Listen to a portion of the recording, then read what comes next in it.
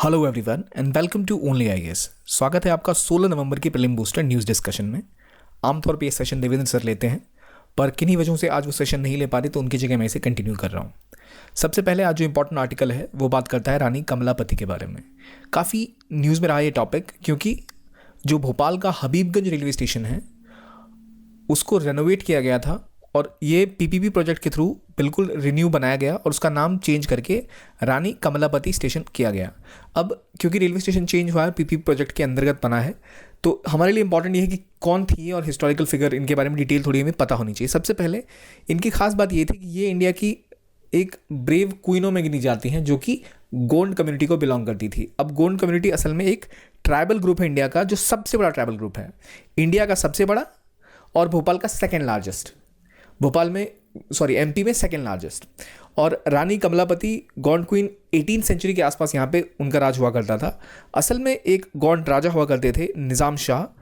ये उनकी 7 पत्नियों में से एक पत्नी थी और निज़ाम शाह की मृत्यु उनके भाई द्वारा करवा दी गई थी और उनके बाद इन्होंने इस एरिया को कुछ हद तक रूल किया था कुछ टाइम तक, और इसीलिए कहा जाता था कि last Hindu ruler of Bhopal वो थी, last Hindu queen of Bhopal ये थी।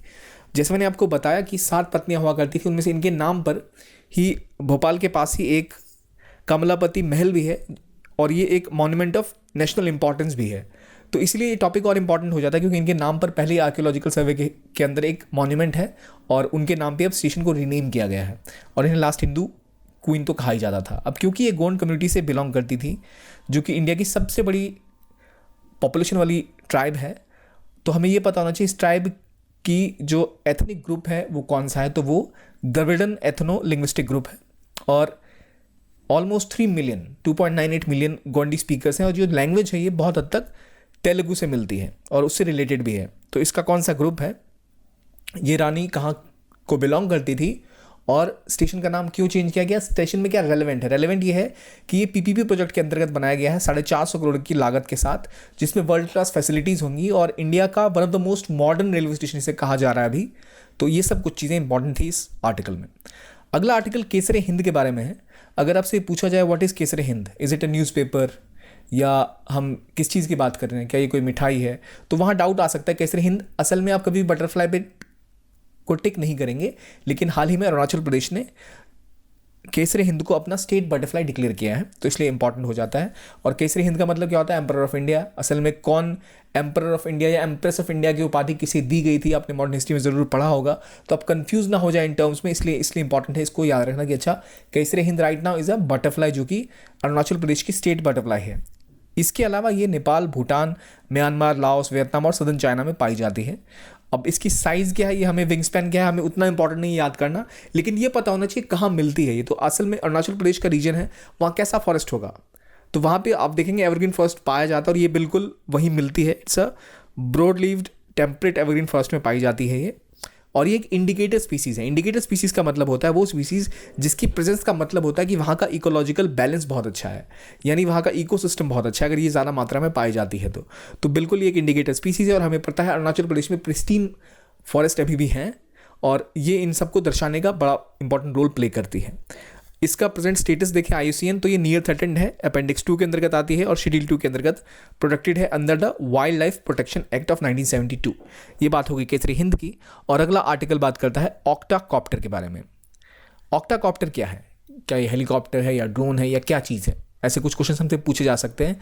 तो ऑक्टाकॉप्टर इज़ अ ड्रोन, क्योंकि इसके 8 पैर हैं यानी 8 विंग्स हैं, इसलिए इसे ऑक्टाकॉप्टर कहते हैं। और इसका इंपॉर्टेंट रोल ये रहा है कि ये 15 kg तक वेट लेके उड़ सकता है और इसका इस्तेमाल किया गया था नेशनल एरोस्पेस लेबोरेटरी के द्वारा कि वैक्सीन डिलीवर करने में, जो कोविड की वैक्सीन थी। तो CSIR की जो लैब है, नेशनल एरोस्पेस लेबोरेटरी, इन्होंने इसको डेवलप किया था और एक मीडियम क्लास ड्रोन है जो कि 15 किलो वेट तक कैरी कर सकता है, जिसका इस्तेमाल किया गया है कोविड वैक्सीन डिलीवर करने के लिए। तो ये एक लाइट वेट कार्बन फाइबर के द्वारा बनाया गया ड्रोन है, तो ये इसलिए इंपॉर्टेंट है, ऐसा रेयर और काफ़ी कम होता है, तो इसका नाम हमें पता होना चाहिए व्हाट इज़ दिस। ये कोई एक मारक क्षमता वाला ड्रोन नहीं है, बल्कि यूज़ किया गया था डिलीवर करने के लिए medicine, last mile delivery of medicine, vaccines, इन सब के लिए इसका इस्तेमाल भविष्य में और ज़्यादा किया जा सकता है, जिसके अंदर अलग अलग सेंसर्स लगे होते हैं। चाहे उसका आप इस्तेमाल कर सकते हैं कीटनाशक छिड़कने में, सर्जरी में या फिर इवन सर्वे में, इन सभी चीज़ों पर इसका इस्तेमाल किया जा सकता है। अगला आर्टिकल बात करता है कामाओ लेवा के बारे में। कामाओ लेवा असल में एक कासी सैटेलाइट है। कासी सैटेलाइट क्या होती है? एक होती है सैटेलाइट जो कि किसी प्लेनेट का या फिर किसी सेलेस्टियल बॉडी के चक्कर काटती है। ये जो एक एस्ट्रॉइड है कैमोइलेवा, इसे कासी सैटेलाइट इसलिए कहते हैं क्योंकि अभी तक कंफर्मेशन नहीं आई कि सैटेलाइट है भी या नहीं, क्योंकि एक तो इसका साइज़ बहुत छोटा है और ये असल में 2006 में पाया गया था कि भाई ये इंडिया के आसपास, सॉरी इंडिया कह रहा हूँ मैं, अर्थ के आसपास चक्कर काट रही है नियर अर्थ ऑर्बिट में। और क्योंकि इसको लेके थोड़ी सी प्रॉब्लम ये है कि इसकी साइज़ बहुत छोटी है, तो कई सारे इसके बारे में ऐसे प्रिडिक्शंस किए जाते हैं कि या तो किसी मून का टुकड़ा है या फिर ये खुद से एक प्लैनेटरी बॉडी है। और इसका नाम जो कमाओलेवा है, ये असल में एक हवाईयन चैंट है, उसके नाम पे इसको दिया गया। तो अगर कमाओलेवा के नाम से आपको कुछ मिले तो आप इसको टिक कर पाए इस तरह से। ज़्यादा इंपॉर्टेंट तो मुझे नहीं लग रहा, लेकिन क्योंकि न्यूज़ में रहा तो हमें पता होना चाहिए कि ये भी एक कासी सैटेलाइट का दर्जा इसे दिया जा रहा है। स्टडी के हिसाब से कहा जा रहा है कि या तो ये मून का टुकड़ा है या फिर कोई एक ट्रोजन एस्टेरॉयड है जो कि अभी तक मिला नहीं था। तो इस तरह की बेसिक कुछ इसके बारे में प्रेडिक्शंस हैं। इसके लिए इंपॉर्टेंट चीज़ एक ये है कि ये इसके सैंपल को कलेक्ट करने के लिए 2025 में एक मिशन लॉन्च किया जाने वाला है। इसीलिए जो कमाओलेवा है अचानक थोड़ा इंपॉर्टेंट हो जाता है, वरना ऐसे कई ऐसे छोटी मोटी नियर अर्थ ऑब्जेक्ट्स हैं जिनके नाम हमें याद रखने इंपॉर्टेंट नहीं होते हैं, पर क्योंकि इस पर एक लॉन्च शेड्यूल है 2025 में, तो शायद इसके बारे में क्वेश्चन आ जाए। तो आपको याद होना चाहिए क्या है, जो कि एक कासी सैटेलाइट एक एस्टेरॉयड का टुकड़ा भी हो सकता है या एक मून का टुकड़ा भी हो सकता है जो अर्थ के ऑर्बिट के चक्कर काटता हुआ पाया गया। अगला आर्टिकल बात करता है देवा सहायम के बारे में। देवा सहायम असल में एक तमिलनाडु के हिंदू व्यक्ति थे जिन्होंने कन्वर्ट किया था, कैथोलिक बन गए थे और इनको संत का दर्जा दिया गया। और ये पहले ऐसे व्यक्ति थे, पहले लेमन थे जो कि कन्वर्ट हुए थे, जिनको संत का दर्जा दिया गया, सेंट की इनको उपाधि दी गई। इनको ब्लेस्ड 2003 में ये दर्जा दिया गया और इनको सेंट की उपाधि दी गई। तो ये किस समय के थे? इनका नाम असल में नीलकंठ पिल्लई था और ये त्रावणकोर के जो मर्तांड वर्मा थे उनकी आर्मी में सोल्जर थे। वहीं एक डच कमांडर से मिले और उसके बाद इन्होंने अपने आप को क्रिश्चियनिटी या कैथोलिक फेथ में कन्वर्ट करा लिया। इनके कुछ नाम हुआ करते थे जिनसे काफ़ी फेमस हुए ये, जो बैप्टाइज होने के बाद, कन्वर्ट होने के बाद इनके जो नाम था वो था लेज़रस या फिर देवा सहायम, जिस नाम से ये प्रचलित हुए। तो देवा सहायम क्या है या लेज़रस क्या है? अगर कोई ऐसा क्वेश्चन आए क्या ये कोई सूफी सेंट है या फिर भक्ति मूवमेंट के लीडर हैं या फिर ये जो सेंट की उपाधि दी गई जिनको पहले लेमन ऑफ इंडिया वो हैं, तो आपको ऑप्शन पता होना चाहिए। इन्होंने इनको इसके बाद जब इन्होंने कन्वर्ट किया तो काफ़ी परेशानियों का सामना करना पड़ा, लेकिन इसके बावजूद इन्होंने अपना जो इनकी बिलीफ थी उसको नहीं छोड़ा। तो ये थे देवा सहायम, इनके बारे में बात हो गई हमारी। अगला इंपॉर्टेंट आर्टिकल है नासा का डार्ट मिशन। ये इंपॉर्टेंट है क्योंकि नासा ये जो मिशन लॉन्च कर रहा है इसके अंतर्गत वो एस्ट्रॉइड से जाके अपने क्राफ्ट को या अपने एक रॉकेट को टकराएगा, जिससे उस एस्ट्रॉइड को वो धक्का देके उसके जो ऑर्बिट है उससे दूर कर देगा। तो कोई अगर एस्ट्रॉइड धरती से टकराने वाला है, कोई भी सेलेस्टियल बॉडी जो अर्थ से टकराने वाली है भविष्य में या टकराने के चांसेस हैं, उसको डाइवर्ट करने के लिए मिशन नासा ने लॉन्च किया है। तो ये पहला डार्ट मिशन है जो कि एक टेस्ट मिशन है। जो एस्ट्रॉइड से जाके वो टकराएगा वो भी अर्थ को हिट करने वाला नहीं है, लेकिन टेस्टिंग के लिए इसका इस्तेमाल किया जा रहा है। क्या ये उसको नज कर पाता है, उस इम्पैक्ट की वजह से क्या वो थोड़ी दूर चला जाएगा और अपने ऑर्बिट से बाहर हो जाएगा या नहीं, इस सक्सेसफुली इसको टेस्ट करने के लिए किया जा रहा है। डार्ट मिशन असल में नासा के साथ एक जॉन हॉपकिन यूनिवर्सिटी की अप्लाइड फिजिक्स लेबोरेटरी और इन दोनों बॉडीज ने मिल के ये मिशन पे काम किया है। कौन कौन सी? नासा और जॉन हॉपकिंस यूनिवर्सिटी की अप्लाइड फिजिक्स लेबोरेटरी, इन दोनों ने मिलकर इसके ऊपर काम किया। और ये मिशन असल में किस एंड्रॉइड सिस्टम के ऊपर जा रहा है ये आपको पता होना चाहिए। वो है Didymos binary asteroid system. Didymos binary asteroid system मतलब दो एस्ट्रॉइड हैं इसके अंदर जो आप तस्वीरों से भी देख पा रहे हैं। उसमें एक है डाइडिमॉस और दूसरा है डायमॉर्फस। और ये क्या करेंगे, इनका क्राफ्ट जाके एक एस्ट्रॉइड से टकराएगा। क्यों? ताकि उसका ऑर्बिट चेंज हो जाए। तो डार्ट एक लो कॉस्ट एयरक्राफ्ट है, स्पेस क्राफ्ट है, इसका इस्तेमाल किया है इसके अंतर्गत। हमारे लिए इंपॉर्टेंट क्या है, डार्ट किसने लॉन्च करी, डार्ट मिशन क्या किस एस्ट्रॉइड पे भेजा जा रहा है। तो उस एस्ट्रॉइड का नाम मैंने आपको बताइए क्या था, डाइडिमॉस और डायमॉर्फस। तो डायमॉर्फस से जाके ये सरफेस पे टकराएगा और जब वो इम्पैक्ट होगा, जब वो एक सैटेलाइट इसको रिकॉर्ड भी करेगी, जैसे ये आप तस्वीर को गौर से देखिए, जब यहाँ से ये जाके स्पेसक्राफ्ट इस एस्ट्रॉइड के टुकड़े से टकराएगा तब यहाँ इससे पहले एक क्यूबसेट का एक छोटा सा टुकड़ा बाहर आएगा और ये बाहर आके इसको रिकॉर्ड करेगा कि अच्छा जब ये जाता है, ब्लास्ट होता है तो कितना चेंज इसकी मूवमेंट में आता है। याद रखिए एक टेस्ट मिशन है, तो ये डार्ट मिशन है। इसके अंतर्गत ये इससे टकराएगा और उसके बाद इन्हें जानकारी मिलेगी किस तरह वो इम्पैक्ट होता है, कितना इसकी मूवमेंट में चेंज आता है। तो ये डायमॉर्फस की साइड पे जाके टकराएगा। दो एस्ट्रॉइड हैं, डायमॉर्फस और डाइडिमॉस। तो डायमॉर्फस पे जाके टकराएगा ये और एक क्यूबसेट सैटेलाइट रिकॉर्ड करेगी उसको ऑब्जर्व करेगी क्या क्रेटर फॉर्म होता है टकराने के बाद, कितना उसमें गड्ढा होता है, कितने चेंजेस होते हैं, क्या कोई डस्ट क्लाउड बनता है, उससे क्या इंपैक्ट होता है आसपास के एनवायरनमेंट के ऊपर। तो सवाल आपका ये भी होना चाहिए, डार्ट मिशन इतना लॉन्च कर रही है क्या इससे पहले कभी कोई एस्ट्रॉयड आके टकराया था या कोई छोटी सी सेलेस्टियल बॉडी धरती पे आई थी? तो देखिए ऐसा अक्सर ये होता है कि जब भी कोई ऐसी बॉडी धरती की तरफ आती है तो जो भी ऑब्जेक्ट्स होते हैं वो अपने आप जल जाते हैं। लेकिन 2013 में लास्ट टाइम रशिया में एक एस्ट्रॉयड का टुकड़ा के गिरा था जिसकी शॉक वेव की वजह से कई बिल्डिंग्स के शीशे टूट गए थे। तो उसके बाद से नासा ने और ज़्यादा स्पेसिफिकली जो भी लो अर्थ ऑर्बिट के छोटे मोटे भी अगर कोई ऐसी सेलेस्टियल बॉडी है, कोई एस्ट्रॉयड का टुकड़ा है, उसको मॉनिटर करना स्टार्ट कर दिया था। तो जैसे मैंने आपको बताया, जो एस्ट्रॉयड जिनको ये डिफ्लेक्ट करने की कोशिश कर रहा है वो है डायमॉर्फस, जिस पे टकराएगा। और डायमॉर्फस असल में बड़ा जो एस्ट्रॉयड सिस्टम है डाइडिमॉस उसी का पार्ट है। तो ये जाके उसे टकराएंगे और उसको डाइवर्ट करने की कोशिश करेंगे। अब याद रखिए इतना पावरफुल नहीं है, कोई न्यूक्लियर वेपन नहीं है कि बिल्कुल उसको उड़ा देगा, बट वो उसको नज करेगा, हल्का सा धक्का मार के साइड कर देगा, क्योंकि सेलेस्टियल बॉडी हल्की सी भी अगर अपने ऑर्बिट से हट गई तो उसका पूरा रेंज चेंज हो जाता है। यही इस मिशन का ऑब्जेक्टिव है। अब जो रशिया में जगह थी जहां वो इम्पैक्ट हुआ था उसका नाम था चेलाबिंस्क, राइट। और कौन सी टेक्नोलॉजी है जिसका इस्तेमाल किया जा रहा है ये भी आप चाहे तो नोट कर सकते हैं, जो है काइनेटिक पेनेट्रेटर्स। काइनेटिक पेनेट्रेटर्स का इस्तेमाल करके जो इसकी मूवमेंट है एस्ट्रॉयड की उसको शिफ्ट किया जाता है। उसके बाद वो अपनी जो ऑर्बिट है उससे साइड हो जाता है, जिससे कि खतरा टल जाता है उस एस्ट्रॉयड का टकराने का अर्थ से और अर्थ के अंदर एंटर करने का। तो ये हो गई बात डार्ट मिशन की, क्या डार्ट मिशन का काम है, किस एस्ट्रॉयड पे लॉन्च किया है, कौन सी बॉडी इसको लॉन्च कर रही है, मतलब फाल्कन 9 रॉकेट वो किस कंपनी का है, स्पेसएक्स का, ये भी आपको पता होना ही चाहिए। आगे बढ़ते हैं और देखते हैं लैंड रेसेस के बारे में। लैंड रेसेस असल में एक टर्म है जो काफ़ी न्यूज़ में रहा, किस वजह से, क्योंकि हाल ही में जो राहीबाई पोपेरे है जिन्हें सीड मदर भी कहा जाता है, उनको इस साल का पद्म अवार्ड दिया गया। और पद्म अवार्ड का उनको इसलिए दिया गया क्योंकि उन्होंने लैंड रेसेस पे बहुत ज़्यादा काम किया था। लैंड रेसेस होते ही क्या हैं?